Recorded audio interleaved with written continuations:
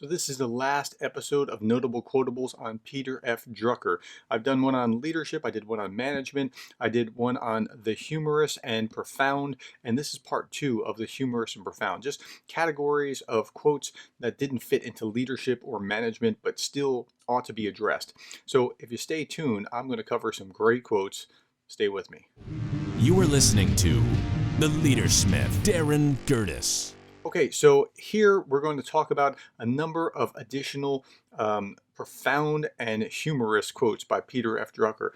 The first one is, "What cannot be measured cannot be managed." Now, this is really important because if you think about what you need to do in organizations, if you measure things, you manage it. If you don't measure it, if you're not tracking it, if you don't know what your analytics are, you're probably not managing it. Or if you are managing it, you're not managing it efficiently or effectively. So please think about what are those things that need to guide you, and then spend time measuring and keeping track of those things.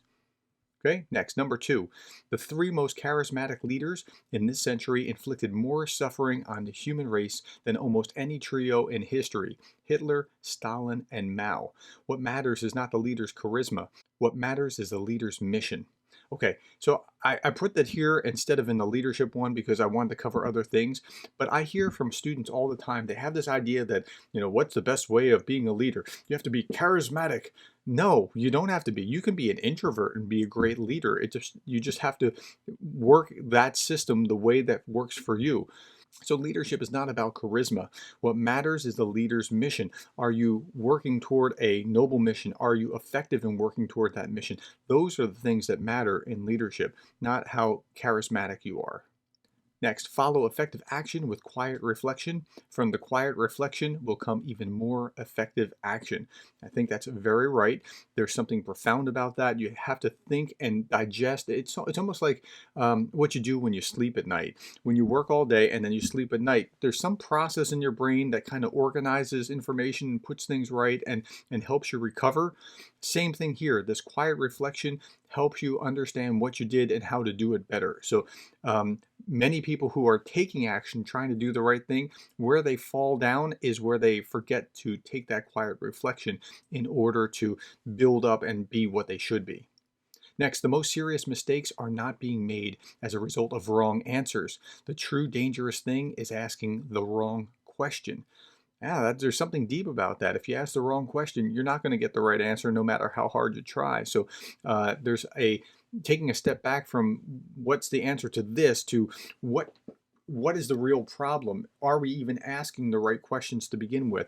That's going to give you some greater insight.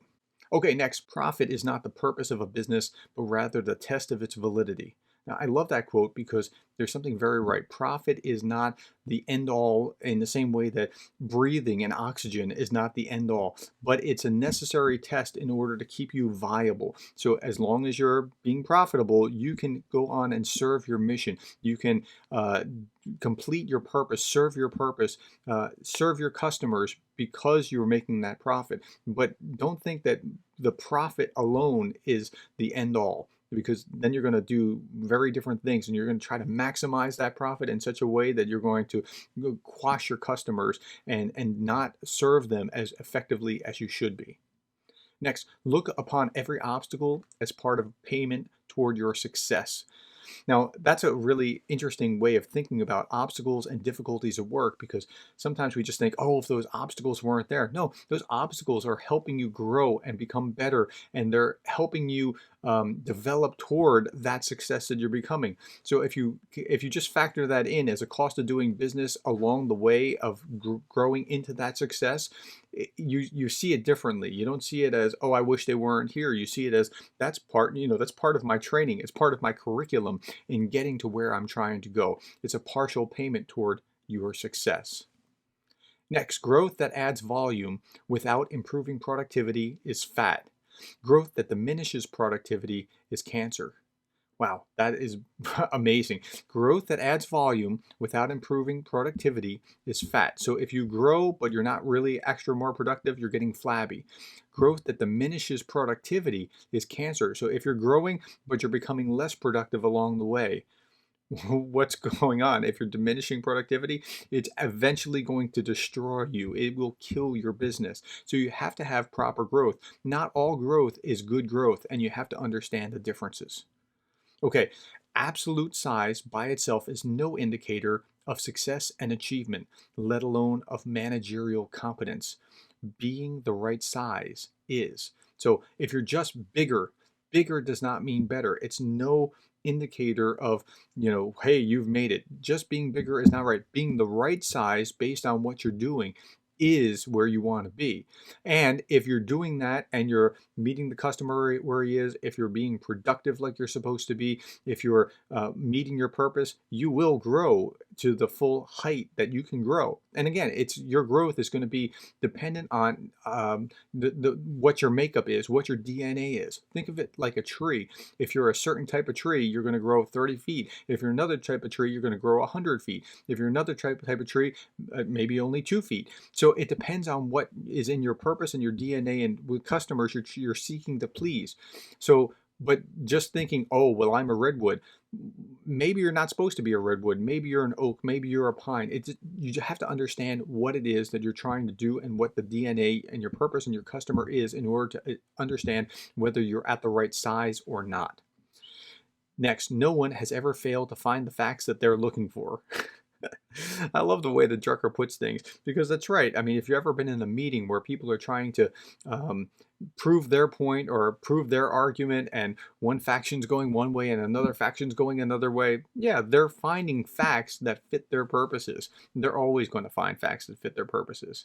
Okay, next, do your best and outsource the rest. Now, this is really important. If you do what you're supposed to be doing and you just spend your time doing that, and you let other people do other things rather than what you're best at, you're going to be optimally efficient. Now, you can't always do that, particularly if you're an entrepreneur, chief cook, and bottle washer. But to the degree that you can do that, you optimize. Next, it's better to pick the wrong priority than none at all. And that sounds like terrible advice. That sounds very bizarre. I mean, it sounds almost like, why are you saying that? But think about this. If you are taking a strategy, taking action, moving toward that, and it's not the optimal strategy, but you're still moving, you're learning, you're growing, you're encountering obstacles, you're making mistakes, but you're growing toward that thing. Eventually, you can adjust and move somewhere else, but it's better to be doing that, to pick the wrong priority and be working toward that and achieving and growing, than to pick none at all and just be floundering. Or worse, have 20 priorities and being, so diffused that you can't accomplish any of them. Okay, next, and this is the final one. It's amazing how many things busy people are doing that will never be missed. And this is a common theme with Drucker, because, you don't have to be doing everything. Sometimes I think that when you think that you're busy, you feel like you're actually achieving something, but you can't confuse motion with progress. It's not the same.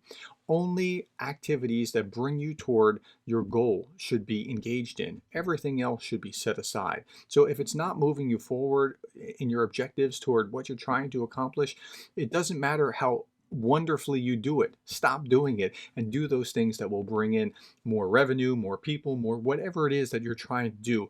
That's how you achieve efficiency. Okay, so thank you for listening to this short episode. If you want a link to all of these quotes, they're at the bottom. There's a link that'll bring you to all these quotes. Thank you for your time. I hope this helps you become the kind of leader that you would want to follow. And if you haven't listened to all these episodes, where Drucker on leadership, Drucker on management, the first iteration, the first half of Drucker's humor and interesting ideas, they're all linked in the previous episodes. Please listen to them. And I hope that this really encourages you and gives you a lot of food for thought so that you can be a better leader.